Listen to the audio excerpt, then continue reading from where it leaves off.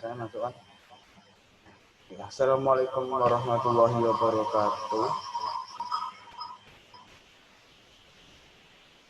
Saya Saiful ini dari kelas akuntansi 20E. Saya akan mempresentasikan bab 2 dari buku Stephen Robin edisi 16, yaitu tentang keragaman dalam organisasi. Pertama, kita harus mengerti bahan ajar yang akan kita kaji sebelum kita lanjut pembelajaran selanjutnya, yaitu pertama, karakter demografis tenaga kerja, tingkat-tingkat keragaman, diskriminasi, karakter biografi, kemampuan, dan terakhir, manajemen keragaman. Oke, yang pertama, karakter demografis tenaga kerja. Di masa lalu, teks buku perilaku organisasi mencatat bahwa perubahan cepat akan terjadi seiring terbukanya jalan manajerial tenaga yang mendominasi anggota asli organisasi menjadi tenaga kerja yang multi etnis yang seimbang secara gender. Namun, saat ini sudah tidak dan sesering berjalannya waktu, tenaga kerja mulai didapat dengan bebas dan tanpa syarat dan ketentuan etnis maupun gender.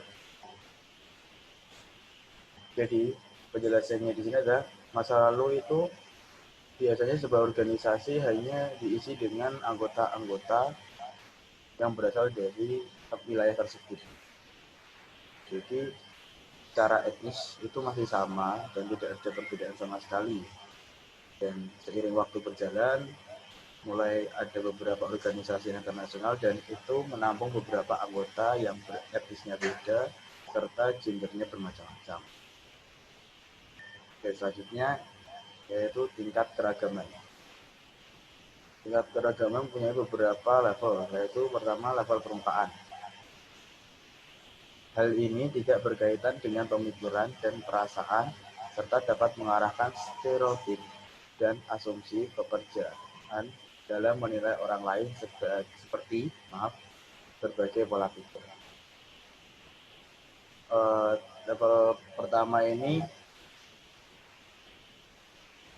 kita akan mengerti seseorang atau anggota dari yang etnisnya berbeda dari kita itu dengan pola pikir mereka. Jadi di saat akan bekerja, kita tahu mereka seperti ini, seperti ini. Jadi itu masih menilai dari luar, menilai dari pemikiran mereka. Dan selanjutnya adalah level dalam, yaitu sebuah pertemanan yang berlandaskan tidak memperdulikan perbedaan demografis dan mereka semakin menyadari karakteristik yang lebih penting seperti kepribadian. Level dalam ini itu lebih mengarah ke pertemanan, yang dimana di saat dua anggota organisasi sudah berteman, maka mereka tidak akan berpikir tentang etnis, budaya, dan lain-lain, tapi lebih menghargai kepribadian mereka yang baik dan tingkah laku mereka. Dan itu adalah sebuah timbal balik dari pertemanan. Selanjutnya, diskriminasi. Meskipun keragaman membawa peluang dan manfaat, tetapi manajemen keragaman yang efektif juga berarti berupaya mengeliminasi diskriminasi yang tidak adil. Diskriminasi adalah memperhatikan perbedaan yang tidak terlalu buruk, tetapi hal ini juga berguna untuk penentuan pemilihan pegawai agar mengerti apakah pegawai itu bisa memegang tanggung jawab. Tidak lupa bahwa diskriminasi juga berbahaya dalam organisasi bila tidak digunakan dengan benar. Maksud dalam bahan ajar diskriminasi ini adalah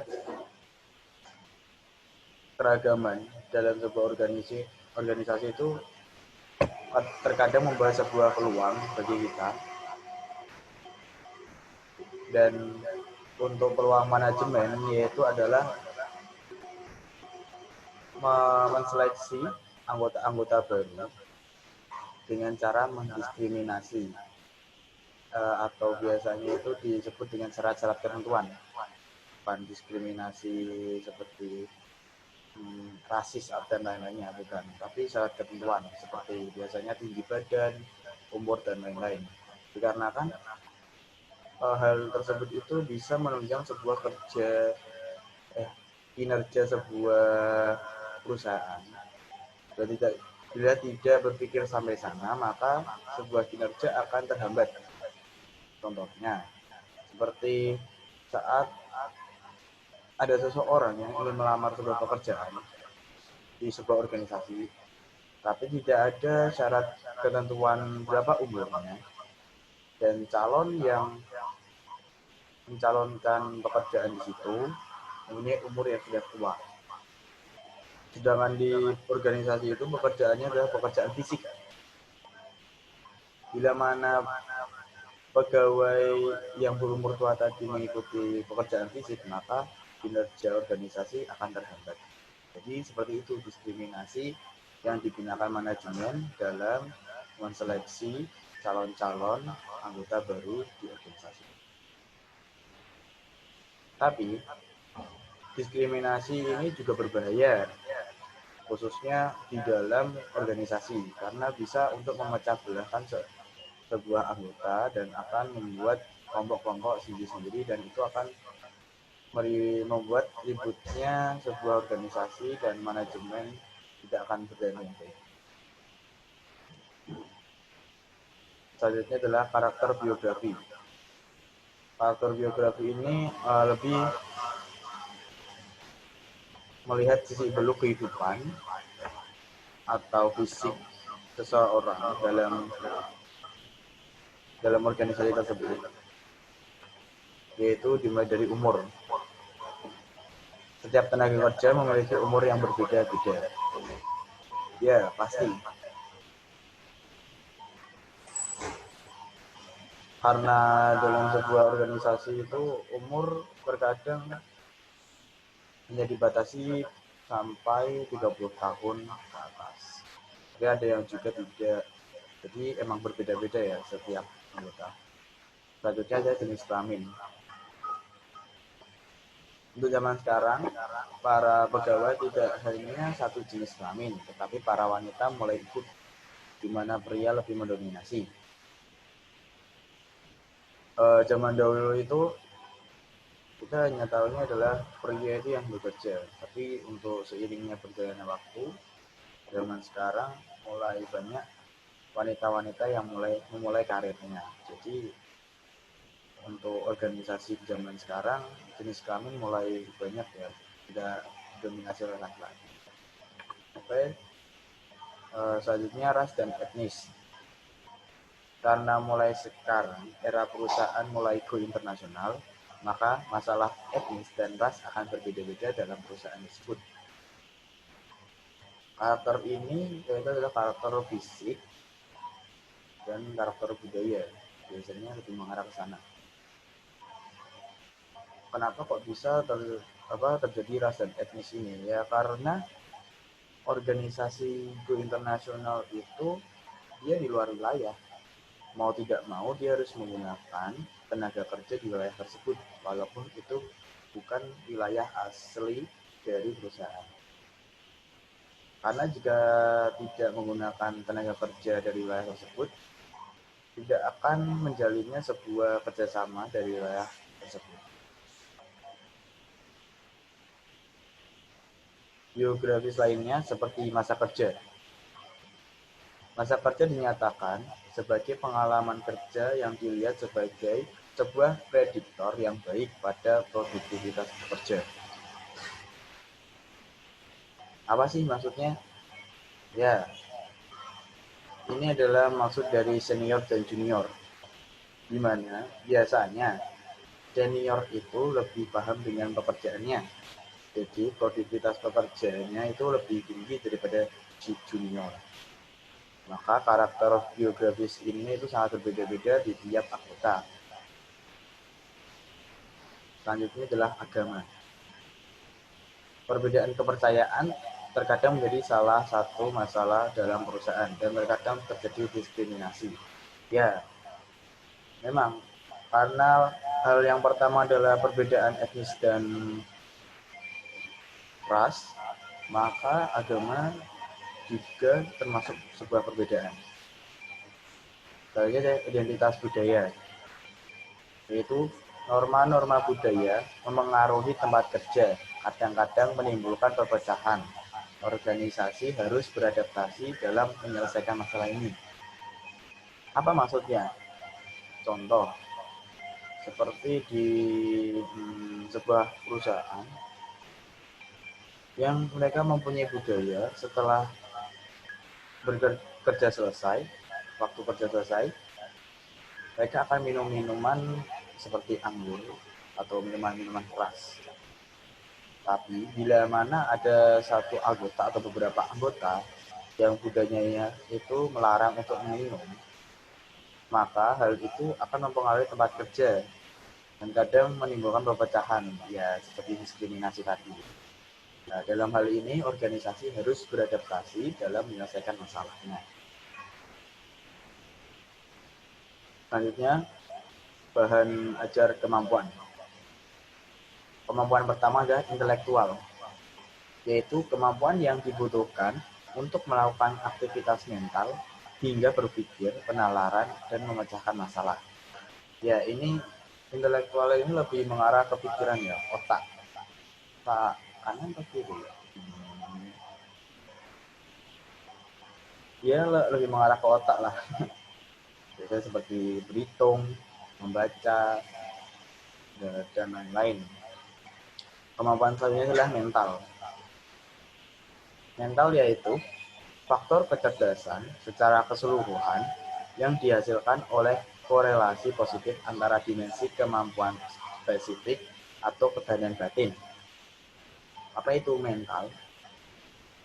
Mental ini lebih biasa dipanggil seperti ketahanan batin, di mana sebuah anggota organisasi akan mendapatkan sebuah permasalahan dan bila dia tidak mempunyai kemampuan mental, maka dia akan kebingungan dalam menyelesaikan masalahnya. Seperti dia tidak akan sabar dan mudah emosi. Seperti itulah kemampuan mental yang harus dimiliki anggota organisasi.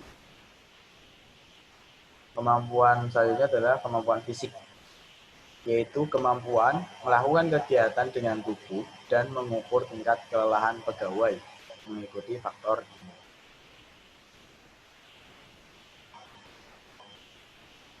Sebentar.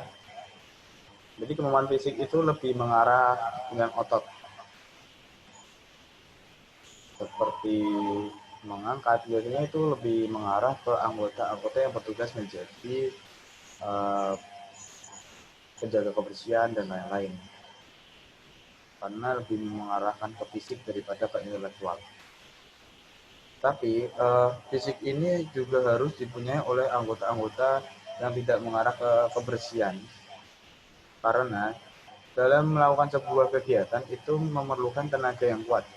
Bila mana kita hanya mempunyai intelektual atau pemikiran yang sangat tinggi, tapi fisik kita tidak memenuhi, maka kita akan kesulitan. Seperti contohnya, di zaman sekarang, waktu kerja itu hampir dari jam 7 sampai jam 5. Bila mana fisik kita lemah, kita tidak akan kuat sampai jam 5 sore. Paling itu maksimal sampai siang. Setelah itu kita akan kelelahan sama sekali. Nah, jadi fisik ini tuh dibutuhkan. Walaupun tidak kuat dalam mengangkat-ngangkat suatu benda atau objek, tapi hal yang dipentingkan adalah kuat dalam menghadapi sebuah pekerjaan. Oke, selanjutnya manajemen keragaman. Apa sih manajemen keragaman? Yaitu proses dan program di mana manajer membuat setiap orang sadar dan sensitif kepada kebutuhan dan perbedaan yang lain. Nah, Ini dimaksud adalah program agar tidak terjadinya diskriminasi di dalam sebuah organisasi. Pertama, keragaman kelompok. Mengharuskan sesama anggota kelompok berkomunikasi satu sama lain dengan sering agar dapat mengakselerasikan tugas-tugas kelompok. Jika tidak, maka kelompok itu mungkin akan mencegah. Apa sih maksudnya? Ya, jadi seperti ini. Keragaman kelompok itu lebih mengarah kita diharuskan untuk beradaptasi dalam sebuah kelompok dengan cara berkomunikasi. Agar di saat nanti ada sebuah tugas, kita tidak akan kesulitan dan ragu-ragu bertanya kepada anggota lain. Karena itu akan merugikan tugas-tugas yang telah diberikan.